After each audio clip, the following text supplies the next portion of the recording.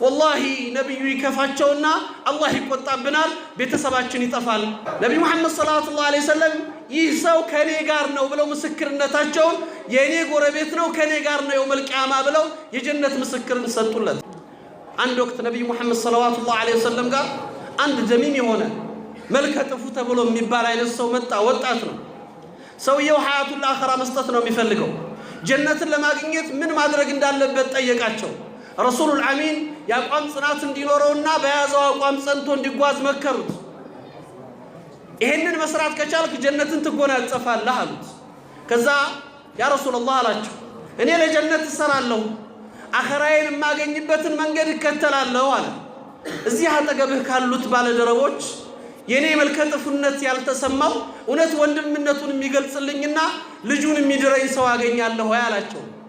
ነብዩ ሂድና የከሊትን ልጅ አግባሉት ሄደ ሰውየው ሲያየው እሱ የሚመጥነው ለልጁ የሚመጥን ሰው አይደለም አባት መለሰው እኔ ላንተ ልጅን አልድርም አለው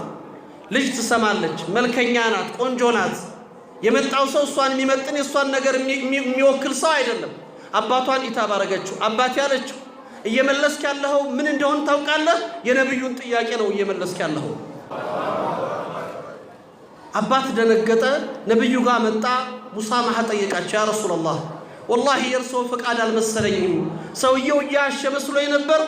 ጥፋት አጥፍቻለሁ አውፍ በሉኝ ልጄን እርሶ ለፈለጉት ሰው ልድር ዝግጁ ነኝ አላቸው ነብዩ መሐመድ ሰለላሁ ዐለይሂ ወሰለም አሊ ኢብኑ አቡ ጣሊብ ሰዓድ ኢብኑ አቢ ወቃስን ተነሷሏቸውና የዚህን ሰው መህርና ቀለቡን ያዙ ብለው 600 ድርሃም ሰጥተው ቤቱን አሰናዱለት አሏቸው